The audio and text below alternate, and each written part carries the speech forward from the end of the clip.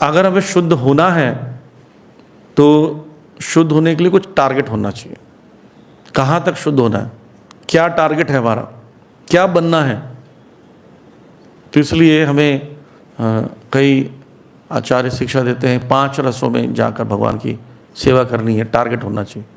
पहले दास बनना है, लेकिन 5 रस हमारा जीवन का लक्ष्य, किसी एक रस में ही जाए। तो उसमें 5 रसों में शांत रस, दास रस, साख्य रस, वात्सल्य रस और माधुर्य रस।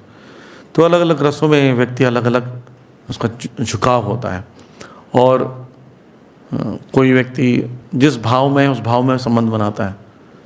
शांत रस में पेड़ पौधे, गाय, नदियाँ, भूमि, कण, फल, पत्ते, है ना, ये सब जैसे फल है, फल को लगता है मैं कब मेरे को भगवान खाएंगे, ऐसा लगता है। अब हम लोग मनुष्य बोलते हैं खाएंगे, कैसे लग रहा है, लेकिन फल को अच्छा लग रहा है। जैसे भगवान खाते हैं बहुत सा, अरे बड़ा स्वादिष्ट फल है, उसको बोलते हैं कि थैंक यू वेरी मच, फल को बोलते हैं, फल खुश हो जाता है।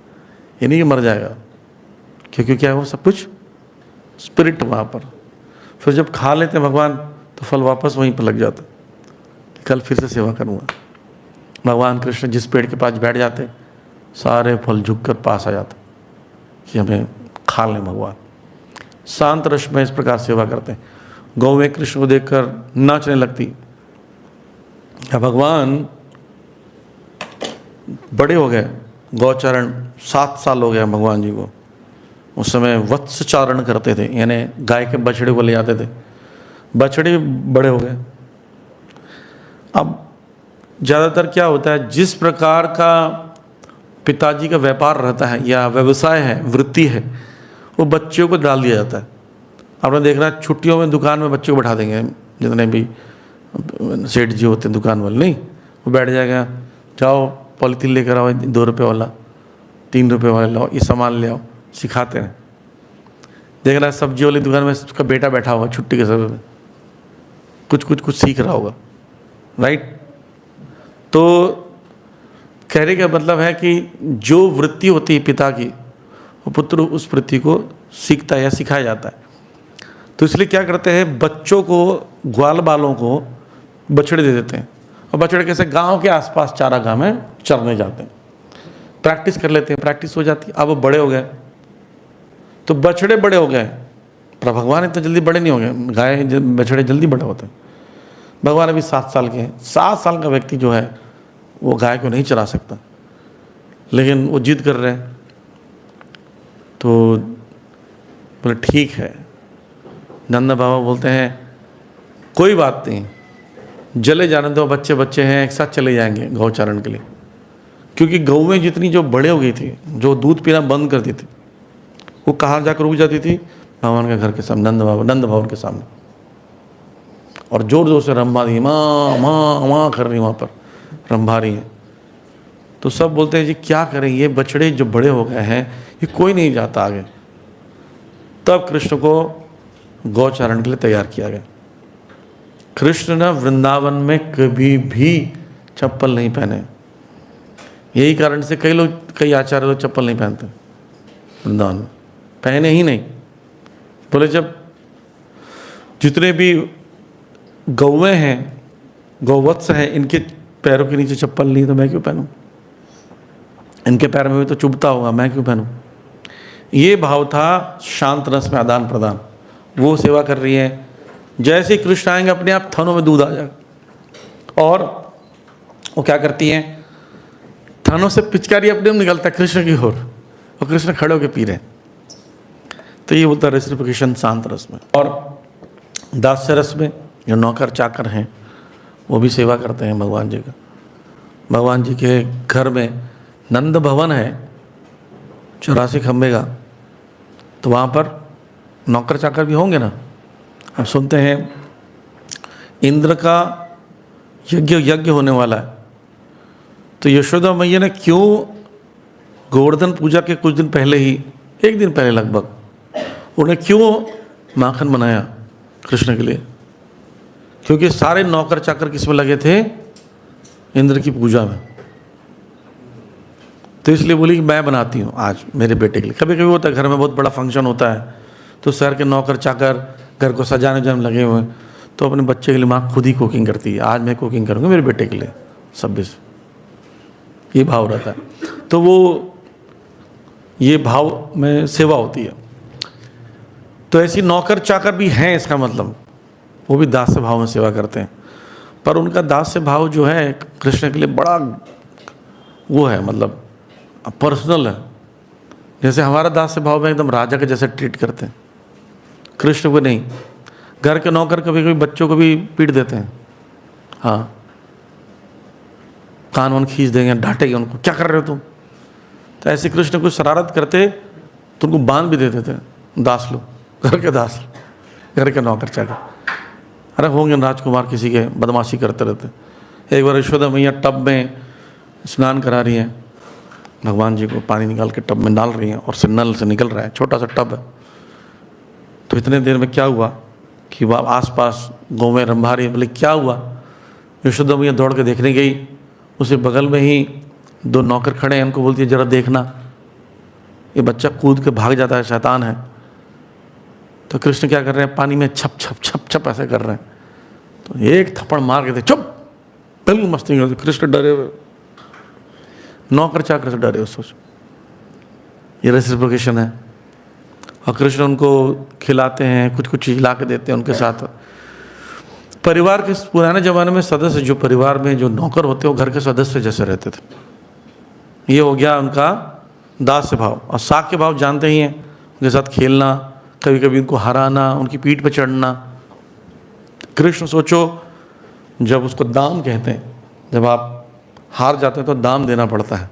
दाम देने के लिए आपको पीठ पर रख कर यमुना तक चलना पड़ेगा, घोड़े को, घोड़ा बनकर। तो कृष्ण सोचो, एक सखा को ऊपर ले लेंगे, और कोई बड़ी बड़ी सखा भी आ जाते हैं कभी कभी, मधुमंगल जैसे सखा आ गया, हो गया काम।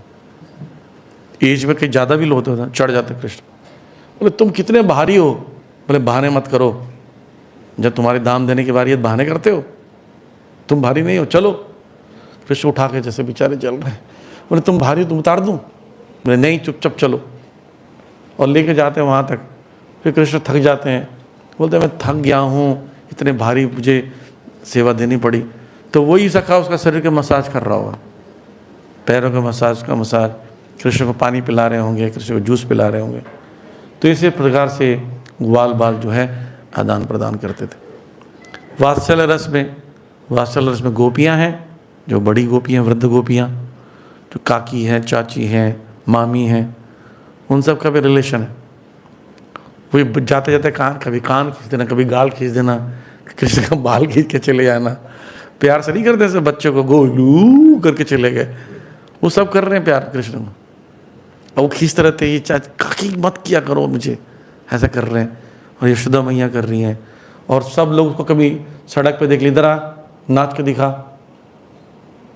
पकड़ रहे हैं, पीट रहे हैं, और बोल रहे तू काला है काला कि घर में पैदा हुए पता नहीं कहाँ से, ये काला पैदा, उठा के लाए तुझे। वो घर जाके कंप्लेन कर रहे हैं कि मैं क्यों काला, तू भी गोरी, सब गोरे, मैं क्यों काला। बलराम जी भी चिढ़ाते रहते हैं, तुम्हारे घर का नीचे तो उठा लाए।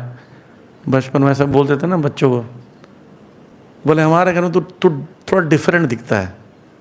उसको लगता है मैं डिफरेंट तो हूँ उससे, सबसे, हर बच्चे को लगता है। बोले तुझे ना वो पीपल की पेड़ से के पास उठाए, वहाँ पड़ा हुआ था।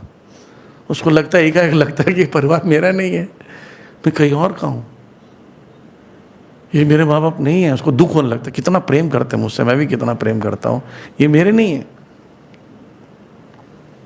और कब कंपैरिजन करते हैं, देख तेरी नाक मिलती नहीं, आँख नहीं मिलती, तेरी हरकतें नहीं मिलती। तो कृष्ण रोने लगते, घर जाके बोलते हैं मैया को कि मैं तुम्हारा पुत्र नहीं हूँ। तो मैया थोड़ा देखती है इसको किसी ने चिढ़ाया है, तो थोड़ी देर के लिए बोलती है कि अभी काम करने दे मुझे। बार बार जो ऐसे प्रश्न पूछता रहता, हर रोज पूछता है। तो कोई भी सड़क पे चिढ़ा देता है, ए काले कृष्ण, तुम अब मैया के बेटे नहीं हो, कहीं और से लाए, बोल के चले गए। वो टेंशन हो गया भगवान जी को। सोचो, भगवान है जो संसार का टेंशन खत्म करते हैं, उनका नाम हरि है। हरि हरंती सबकी चिंता हरने वाले, तो वो टेंशन में आ जाता है और माता को शिकायत करते हैं। तो वो जो बात है वो क्या, कौन सा भाव है? वात्सल्य भाव, आदान प्रदान।